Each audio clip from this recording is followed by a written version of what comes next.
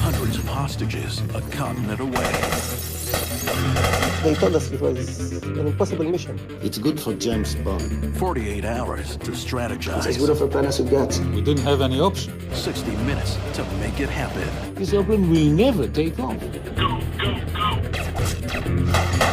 And 10 men reveal for the first time the secrets behind the greatest hostage rescue in history.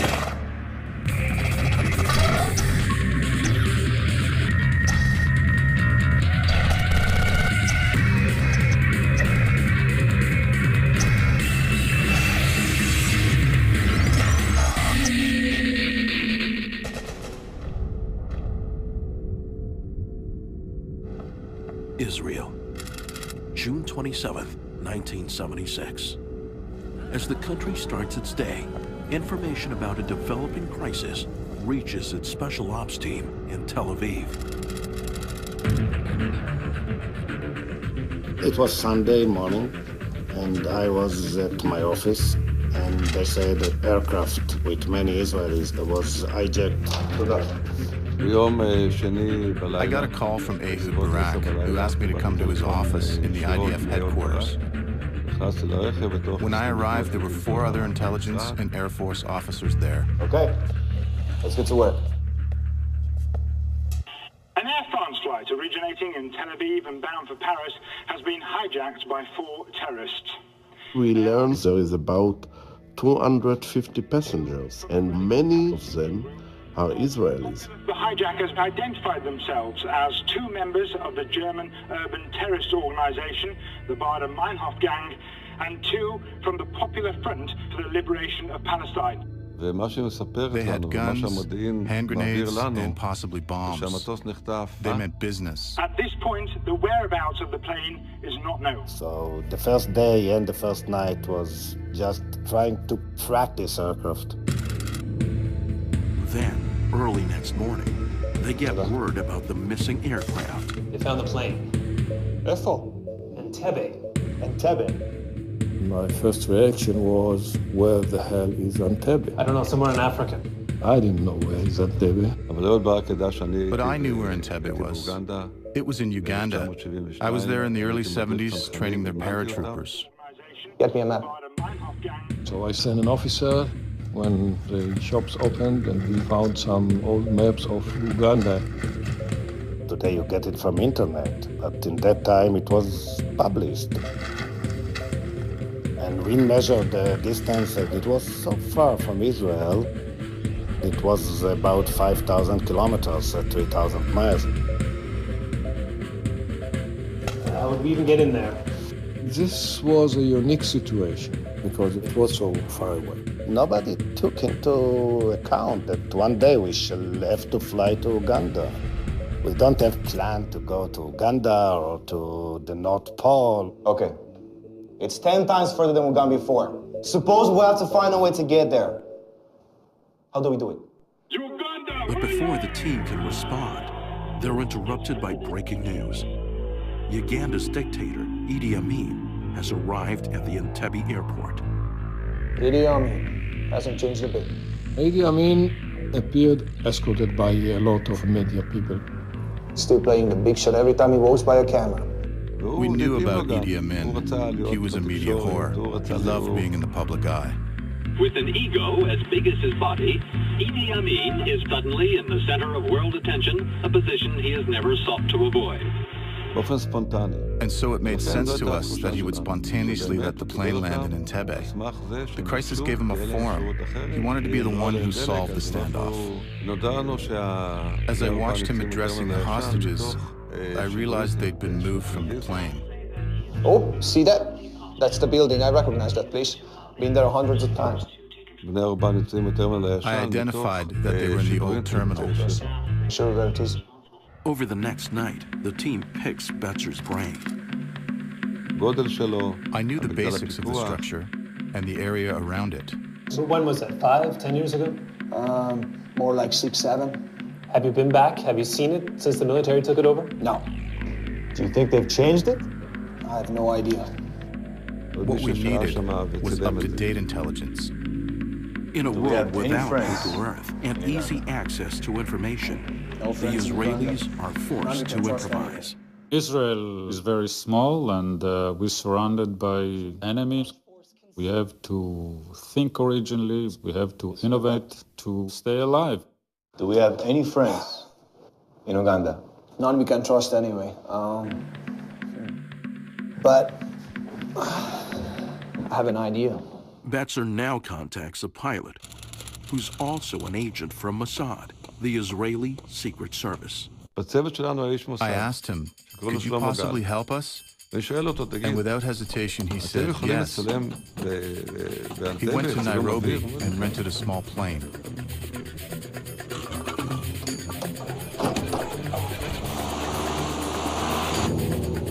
The agent files a flight plan to tour the area and heads west towards Lake Victoria. The operation was so secret that I only got permission last year from Mossad to talk about it. Then, over 3 days into the crisis, the hijackers break their silence.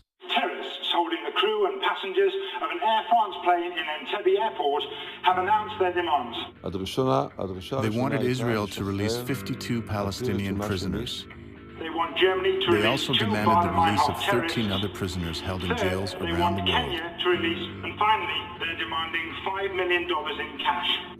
These demands were clearly very extreme, and they wanted them met in 2 days. 2 days when they start killing hostages. That's insane. From a logistical standpoint, these demands are impossible. So we had to do something. You cannot wait until you have all the information you need.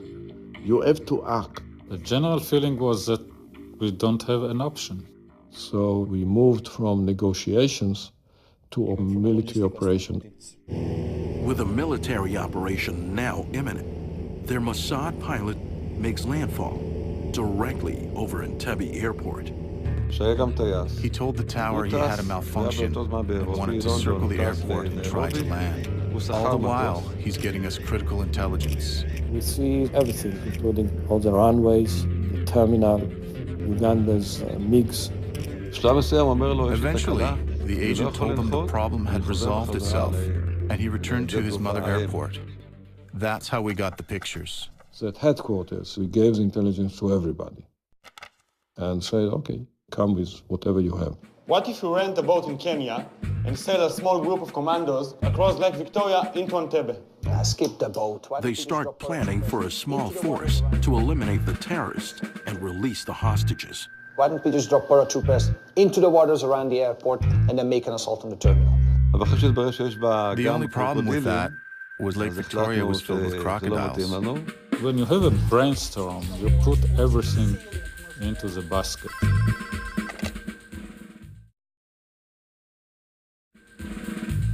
But then, 80 hours into the crisis, they get news from Paris. French authorities have revealed that terrorists holding the hostages from the Air France hijacking have released all the non-Jewish hostages.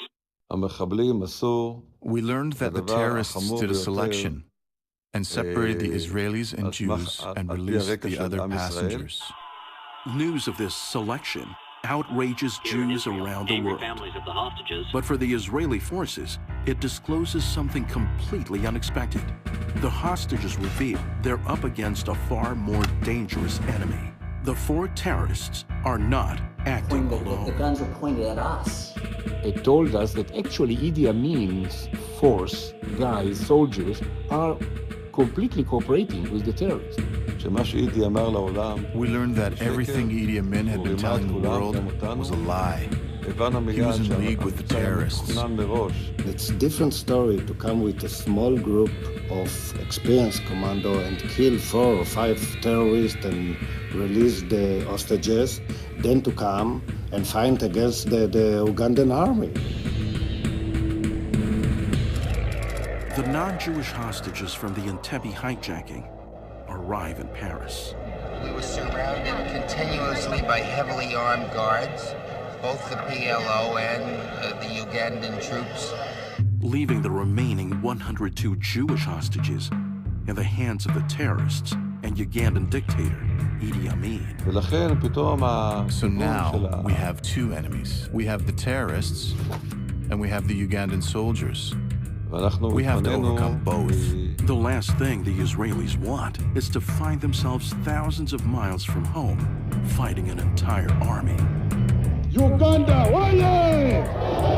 But they quickly discover that the disturbing events of the last 12 hours have a silver lining. The terrorists did a big mistake. We started to get information from the hostages. So what we know at this point, that instead of 4, we have 10 terrorists guarding the hostages. Now we have a picture of what's happening inside the terminal. How many terrorists are there? How many Ugandan military people are around? We have approximately 80 to 120 Ugandan soldiers around the building. The team now scrambles to adapt to this completely different reality. Which means we need to bring a larger force. Their first step is to find the commander of a new and little-known squadron in the Israeli Air Force. I was in a wedding in Haifa. And I got the call from the chief of the Air Force. I still don't understand how he found me. And it's very unusual that the chief of the Air Force is calling a squadron commander directly. But you got to understand the situation. The Israeli Air Force was fighter pilots, all of them. And I was the only commander with the knowledge of how to fly our new C-130 Hercules. Can you carry 100? So they said, can you get there? How much cargo? 200? No problem. They can also carry armored vehicles. We knew that the only airplane that could do a tactical mission like this was the C-130. I love this plane. It has the fuel and range to bring forces that can be load quick and unload quick. So now they have the planes they'll need to carry this larger force from Israel down the Red Sea, then inland to Entebbe. But how do they fly there without being detected? The basic for every operation is surprise and concealment. Now we're talking about 76, and we didn't have peace with Egypt, and definitely not peace with Saudi Arabia. So we knew we had to avoid the detection of the radar along the Red Sea from the Egyptian side and from the Saudi Arabia side. So we decided that we have to fly so very, very extremely low. We knew that the range of the radar in low level would not reach the middle of the Red Sea. But avoiding enemy radar means nothing if they can't see the Entebbe runway.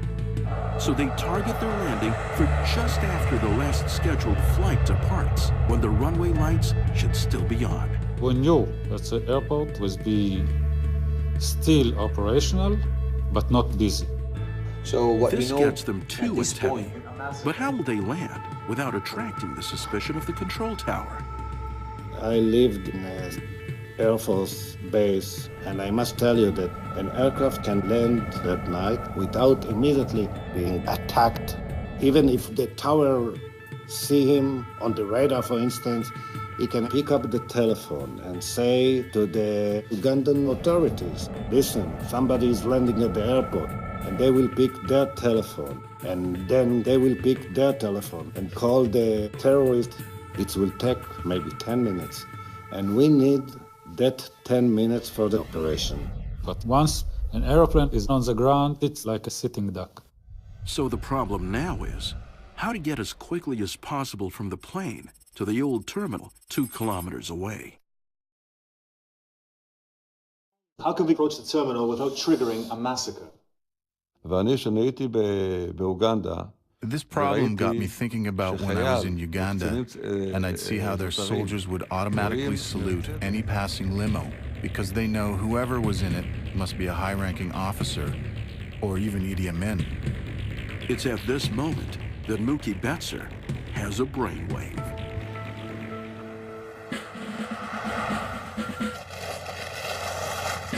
Does it run? Yes. It's gonna have to do. My idea was to use a Mercedes and some Land Rovers to disguise ourselves as a military motorcade and drive from the plane to the old terminal. Now, if you're able to land that plane quietly without being recognized, then the enemy will think that it's Amin himself who's coming to visit them. So we'll be able to get right up to the terminal entrance and surprise them. The whole idea behind it is to keep the surprise. And that was a very good idea. I'll take it to Rabin. So we have to think out of the box. We have to dare. We have to be able to defend ourselves, actually. It's as good of a plan as it gets. But there's a problem.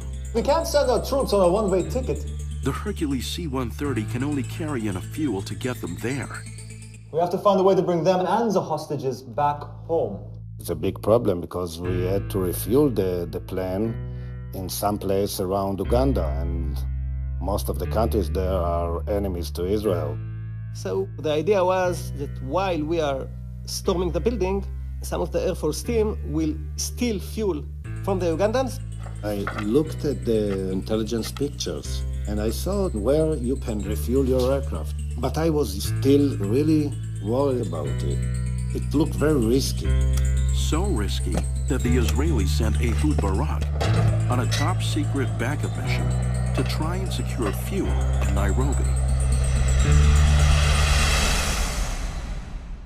But even with the pieces of the plan now coming together, the IDF top brass still has one big worry. What if the runway lights are off? If you reach there and the runway is dark, what would you do? Go back? So we had to find a way to land without using the lights, which is a big problem. We didn't have the night vision capability. We didn't have all the instruments that they have now. So we were unplugged, as we say. Since they don't have the technology they need, they literally invent it. So we build in 24 hours the system that we hoped will tell the pilot the distance from the runway and the level of the aircraft. The idea behind this system is that radar waves bounce back more slowly from the water and sand than they do from the hard surface of the runway. You can detect by radar where is ground, where is runway, and where is water. So this way you can navigate and you can plan your approach. But the question is, how accurate will their makeshift system be? That was a crazy system. It was very risky. The leadership of the Air Force and the IDF, the Israeli Defense Forces, did not think that we are able to land in the dark. They wanted a demo. So what I did was I picked up the big bosses to show them at night.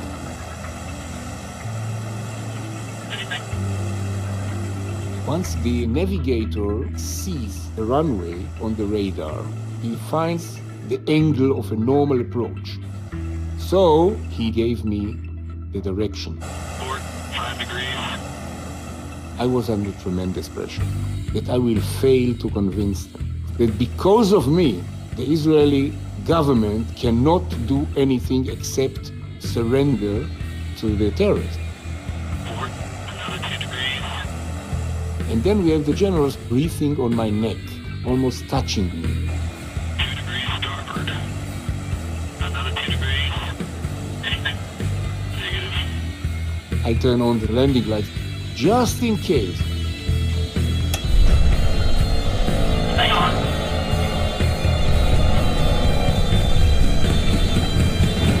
I was about to land on the fence. I guess the radar picked it up stronger than the runway.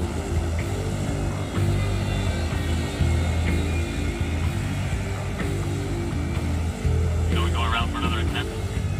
I just told them, let me try it once more.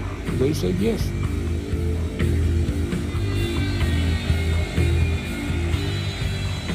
Airspeed 180, heading at 160. Copy that.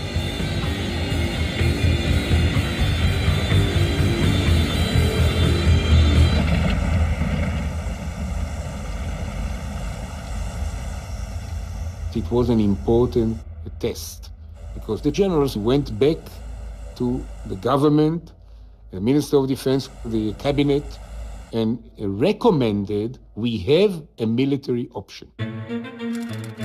But the politicians still don't give them final approval, which creates an even more critical issue. The team now can't reach the hostages before the terrorists' deadline. We have to gain time to get better prepared for operation. We made it appear that we were negotiating with the terrorists in good faith, and they assumed we weren't going to launch an assault. So we used negotiations to delay the deadline to the 4th of July. With this new deadline now just 24 hours away, the base floods with elite specialists and commandos. When I arrived in the morning, I saw people running from one place to another, and there was a feeling of a war starting. At that point, the leader of our commando group, Yoni Netanyahu, returned from a mission in Sinai to take charge of the operation. As his deputy, I brought him up to speed on all the intelligence we had so far.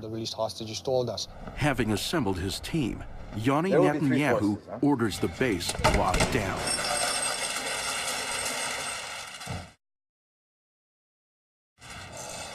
They disconnected all the telephones in the base, so nobody can talk. The secrecy of the mission was a key to success. Remember, surprise, surprise, surprise. כי זה היה יום שישי, ובדרך כלל החיילים יוצאים הביתה, והפעם... But in spite of the lockdown, pilot Natan Devere gets approval to make a quick trip off base. My wife was giving birth, so I went to the hospital, and I could not tell my wife about the operation. I just tell her that I do not have time. She had to finish giving birth very fast, which she did. I saw my daughter and I went back to the squadron. We've been out for 60 hours straight. It's coming together, but the men are running off. Back on the base, the team is struggling with contradictory intelligence reports. The big issue is how many ways there are into the terminal. How many doors there is to the big hall? Unfortunately, at this point, we don't have any confirmation based upon... Some hostages say it's 3, some of them say 2.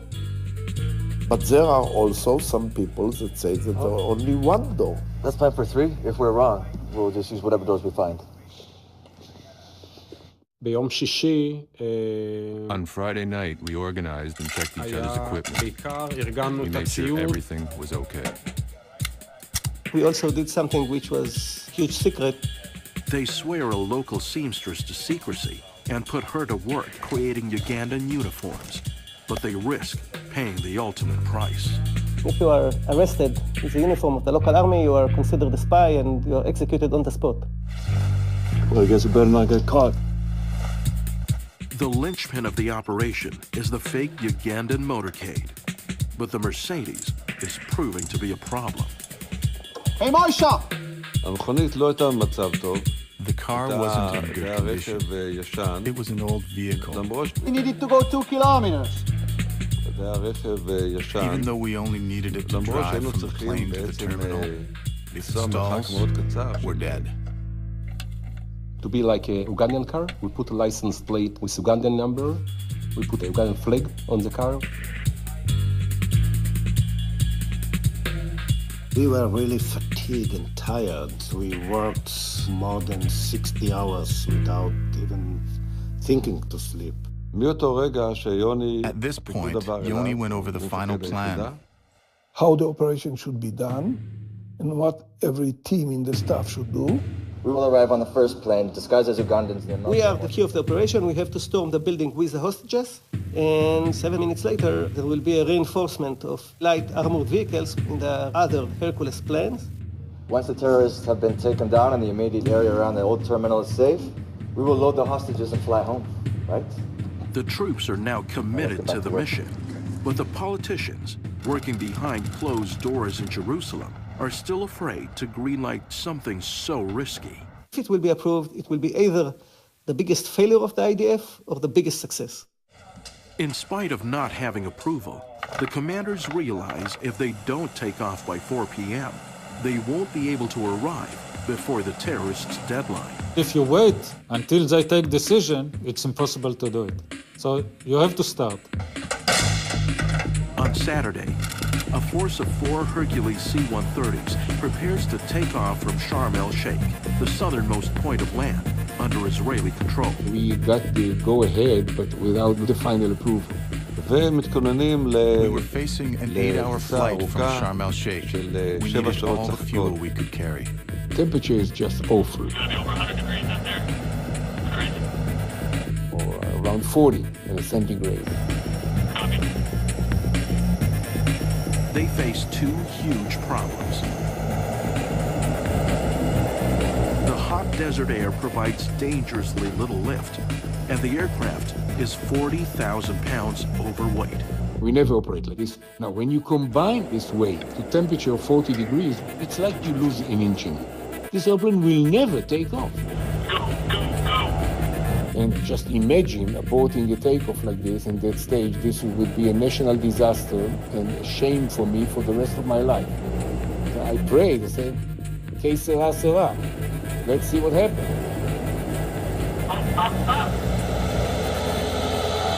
I stayed in the ground effect, in the cushion of air that you're flying over. And the whole crew were looking at the speed. They said, oh, you gained 1 knot, good, another knot. It was like a celebration to get 5 knots.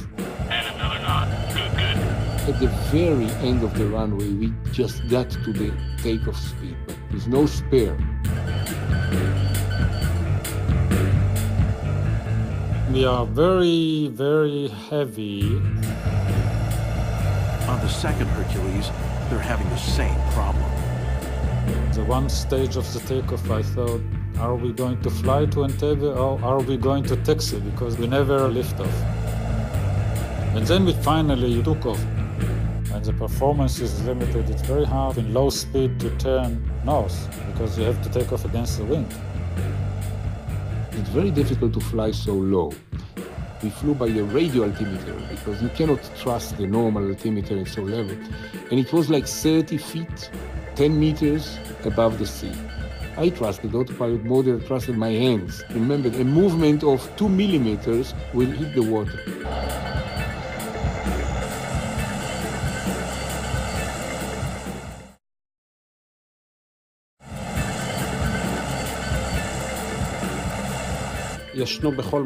Guys were everywhere, on hoods and even in the trunks of vehicles, anywhere where there was space.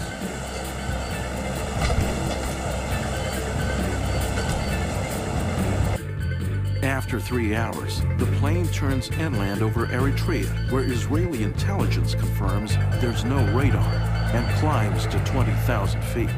During the whole flight, I didn't sleep even a second. I was very nervous. But on the other hand, you don't really expect something will happen to you. When you're young, you don't think about it. You know your mission, you know there was hostages there. You don't speak too much. Time is passing by, and suddenly you are looking on your watch, and you understand that there is no way back anymore because there is not enough fuel. With only 1 hour before landing, they finally get official approval for the mission. I didn't listen to it, I didn't care about it, I was pressing on.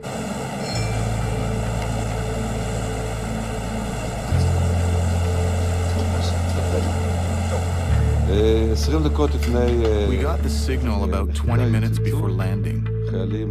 All the soldiers woke up and prepared for the operation.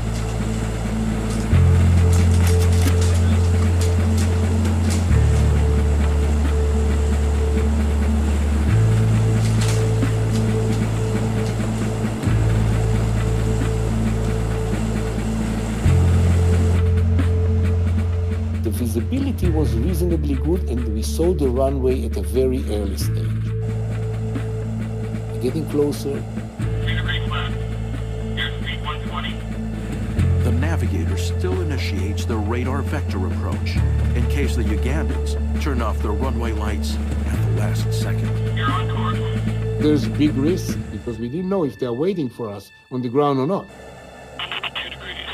We are coming to the most important point probably in our life, maybe in the history of the new country, Israel. The fear was to fail.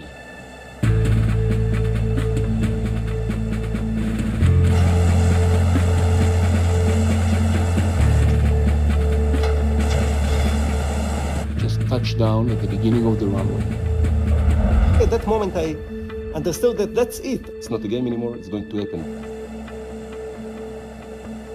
I sense that it is okay. No shooting, no noise, but you don't know. At that final moment, I remembered a terrible hostage tragedy 2 years earlier. Because we lost the element of surprise, the terrorists opened fire on the hostages and they killed many people, mostly children. This was my greatest fear. I stopped the airplane in the middle of the runway, and then a few soldiers jumped from the doors with portable runway lights to mark a short runway in case somebody will switch off lights. Okay, let's go.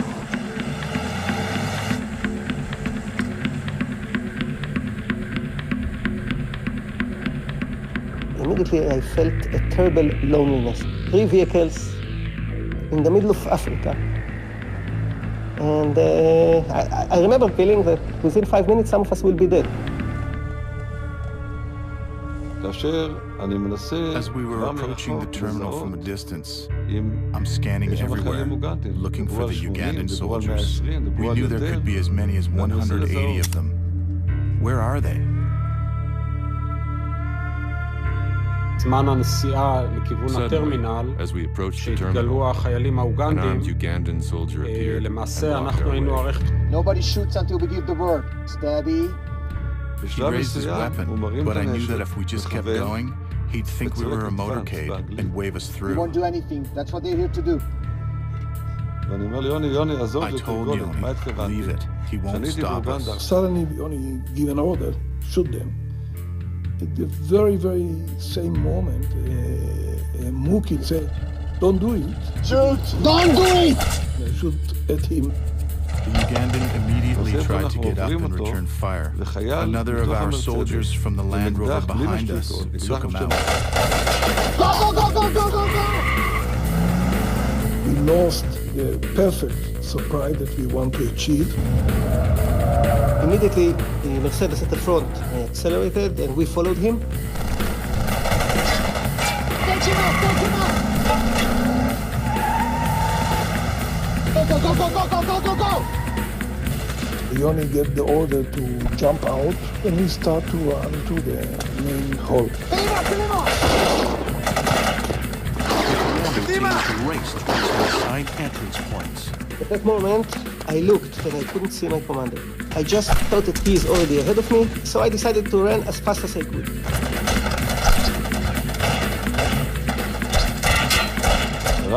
From out of the darkness, the Ugandan soldiers opened fire on us. At that time, there was terrorists shooting us, and there was exchange of fire. I took one out with a chest shot. It took only seconds. Then Mookie stopped for a while to exchange a magazine. Meanwhile, Joshua Shanny taxis toward the underground fuel tanks to hook up his plane. And then I turned to the direction of the old terminal, so I was watching the scene. There were tons of bullets in the air.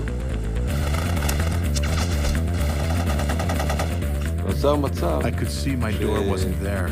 This was a serious problem. We had to find another way in. Negative on door one! Negative on door one! At the same time, Amir Affair does see a way inside. I saw that Amir had found a door. I could see a terrorist inside taking aim. I heard AK-47 shooting at me. I saw the whole glass shattering.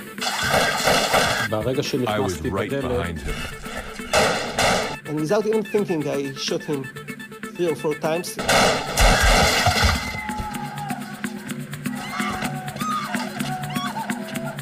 Suddenly, on my left, I saw 2 terrorists running at us. And only then I understood that I'm in a very great danger. I opened fire on them. I came in next to cover Amir and Amnon. The hostages told us there were other terrorists on the second floor. I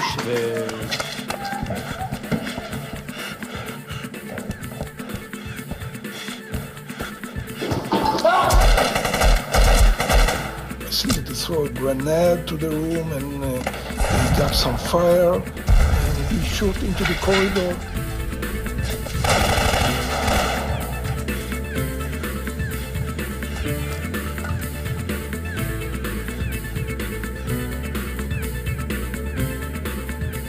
There were several wounded, several dead, mostly the terrorists. I wouldn't like to be in this room again. These people were shot from very close distance, and not the nicest things to see.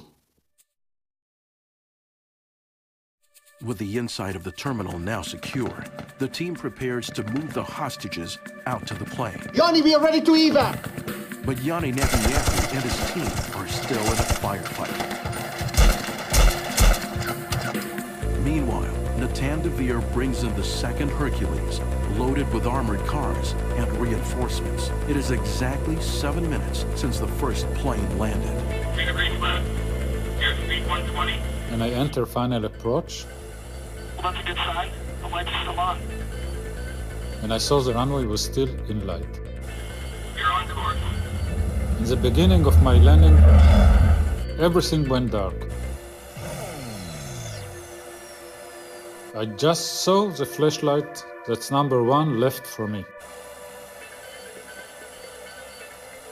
I was on the ground, I was safe. We started to refuel, but my fear is that I will lose an airplane. Yanni, I need a C-trap. Yanni, do you copy?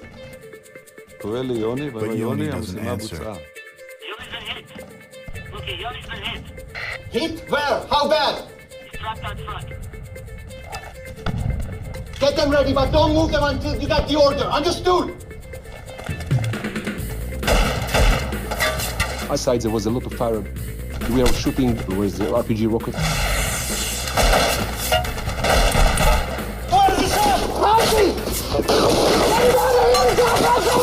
I leave the terminal and I see Yoni lying unconscious. He has a terrible wound. Yoni's down, I'm assuming command!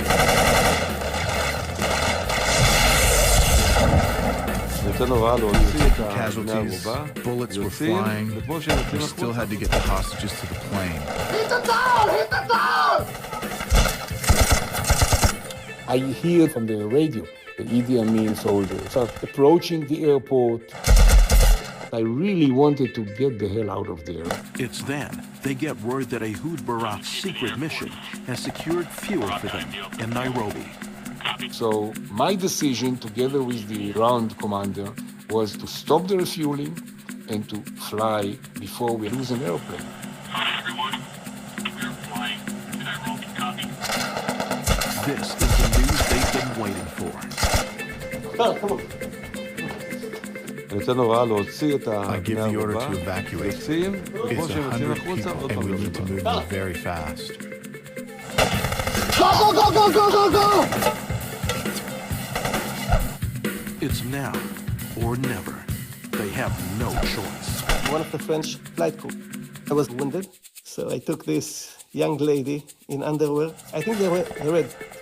And I put her on my shoulder, and I said to myself, this situation of the brave soldier, the half-naked beauty and running between the bullets, I think it repeated in hundreds of war films, that I'm the only one in the IDF who had the opportunity to carry such a beauty half-naked on my back.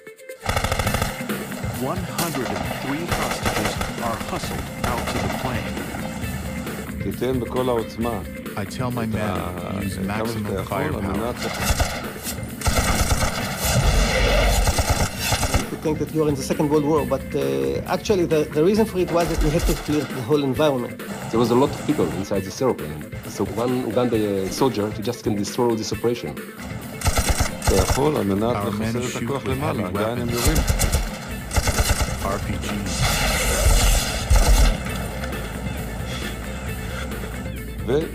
And it becomes silent. It was quiet completely. There was no fire anymore.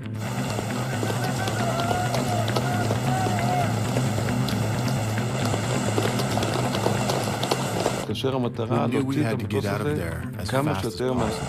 So the airplane with the hostages left. They were safe. When I saw the silhouette of the airplane with the hostages taking off to Nairobi, I said, mission accomplished.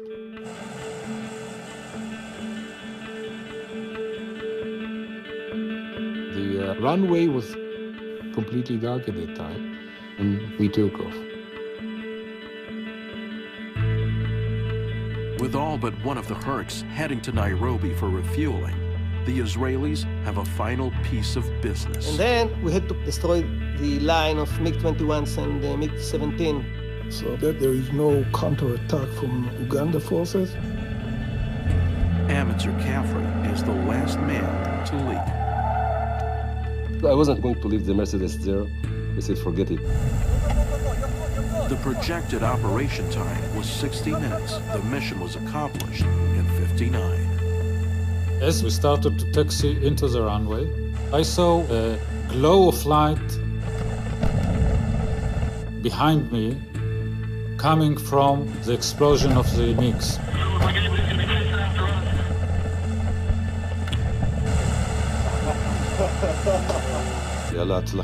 We were elated. The operation was a success. But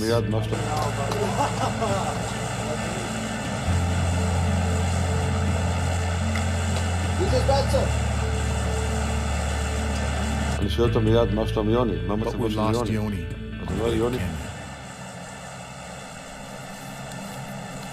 And all this happiness shut down like it was cut with an axe. On one hand, we lost our commander, who was really an amazing person. On the other hand, we understood that we did something exceptional. After refueling in Nairobi, the team heads home to Israel. And on the way back home, the news exploded. First was the BBC. So I put the radio on the loudspeaker. It is being reported that there have been 2 hostages who were rescued with only 2 casualties. Now, when we hit Israel, we already knew that every single person in the country knows Hercules are coming. So we took advantage of it. We went a little bit low level, we waved, we did things that we're not supposed to do. So we had some fun, we enjoyed it on the way back.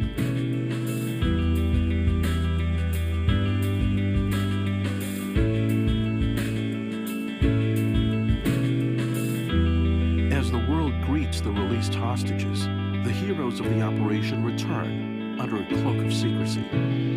At that time, it was a huge secret. I mean, nobody knew how we did it, and it was absolutely forbidden to identify us.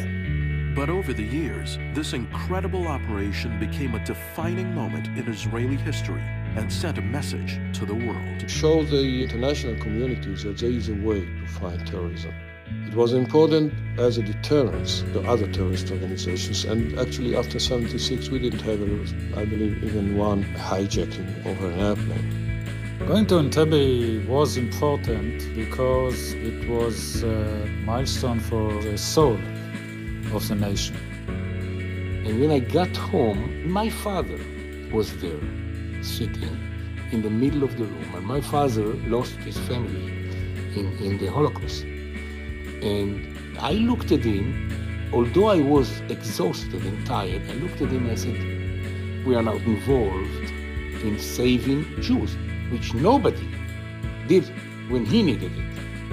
Made him so excited and so happy and so proud that I said to myself, you did right, Shiki.